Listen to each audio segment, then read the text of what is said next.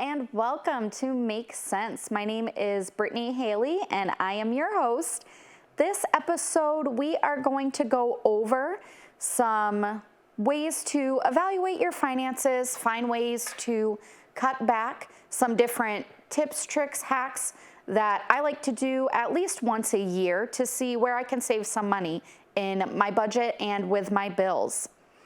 So we're gonna go ahead and get started and talk about our first way to cut back.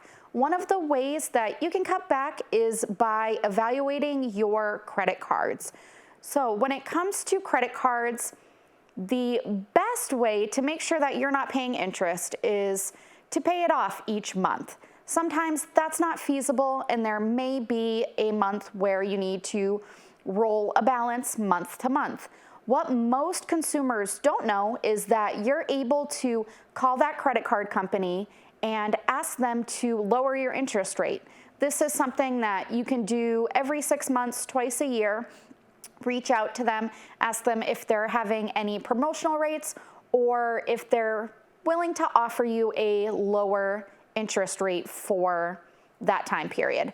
Most of the time, they want to keep your business. They're going to be willing to bring that interest rate down, and by bringing that interest rate down, you will pay less overall on that balance if you need to roll it month to month. Another way that you can look at your bills that you have and ways that you can cut back is looking at your insurance policies. So there may be some different options there that you can combine and save some money on your insurance policies. You can also search for additional discounts on those insurance policies.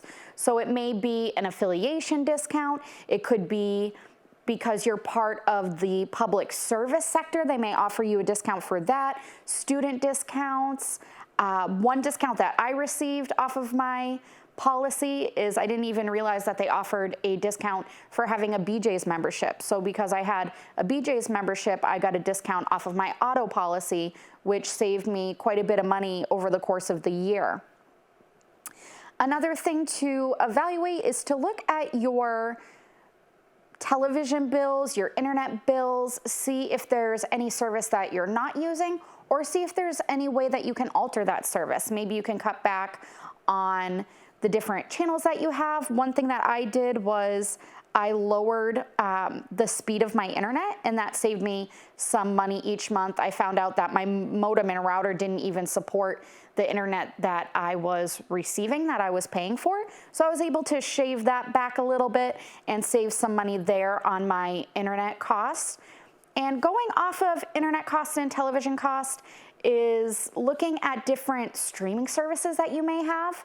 Sometimes people sign up for streaming services and either don't watch them, or before you know it, you have 4 to 5 streaming services and you're not utilizing them, you're not watching them, and you're getting charged for them monthly.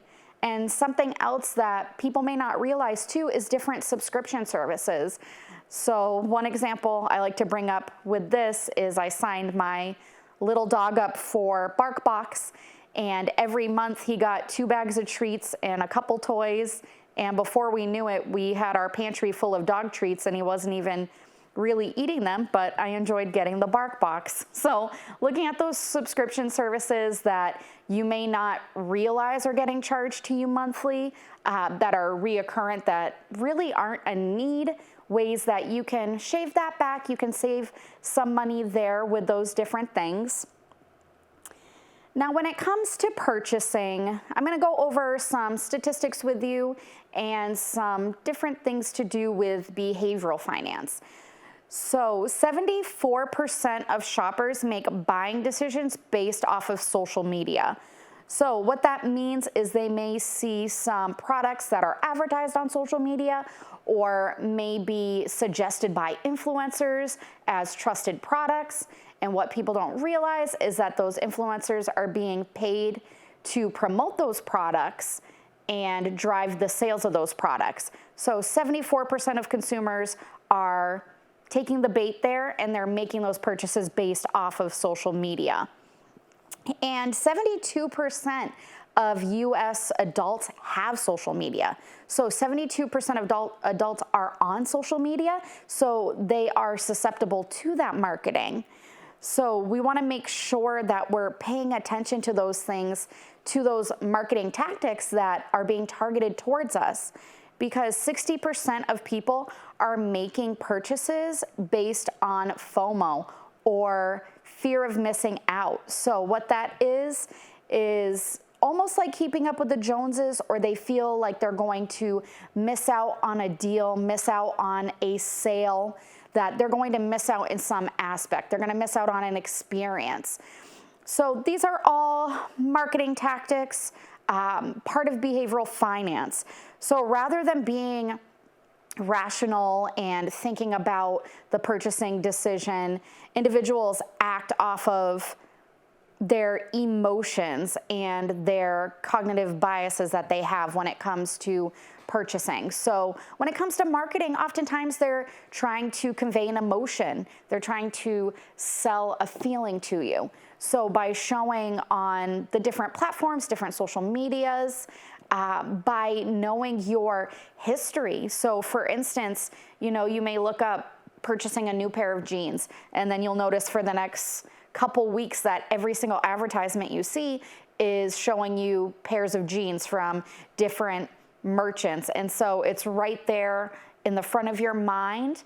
And even though you may not realize it, it may be steering you to make those purchases that are not a necessity and are running off of that marketing tactic. So it's important to just be aware of what you are purchasing, not acting impulsively, and really just making sure that the purchases that you're making are wise purchases. Another thing that I like to suggest, something that people may not realize, that when you buy a product and say it goes on sale within the next 30 days or so, depending on the store's policy, they will refund you the difference in that amount.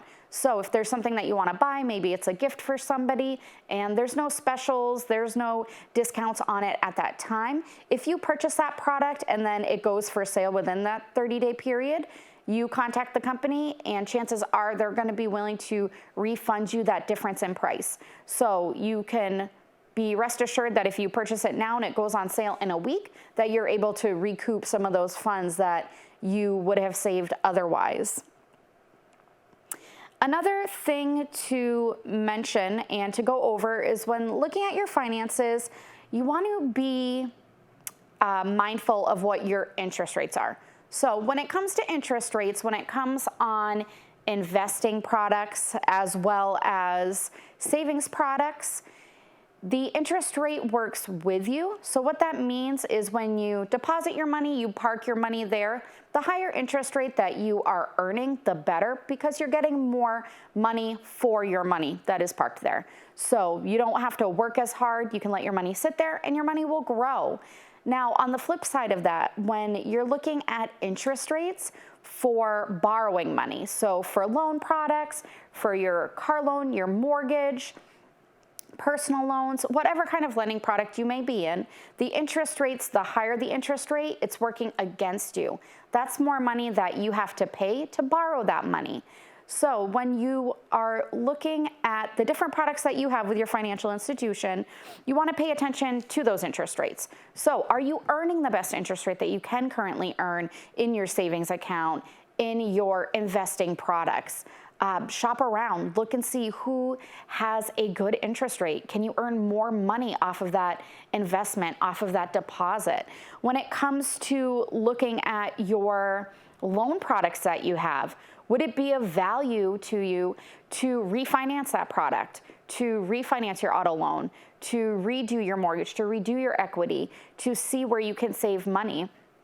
And then say it may not be a good time to refinance. You find that the interest rates may be a little bit higher. Can you make additional payments? So are there months that you're able to pay a little bit extra on your loan products? Are you able to pay a little bit extra on your car? At the end of the loan, if you're able to pay just a little bit extra every single month, you will shave months and possibly years off of your loan. So it's definitely worth it to evaluate what you have, where can you make adjustments, where can you save more money, where can you earn more money, and where is it in your best interest to have your funds and to have your loans. So that about wraps it up here. And I hope that all of these tips and tricks are beneficial to you, that you learned something that you may not have known. And I hope that everything we discussed today, that it makes sense.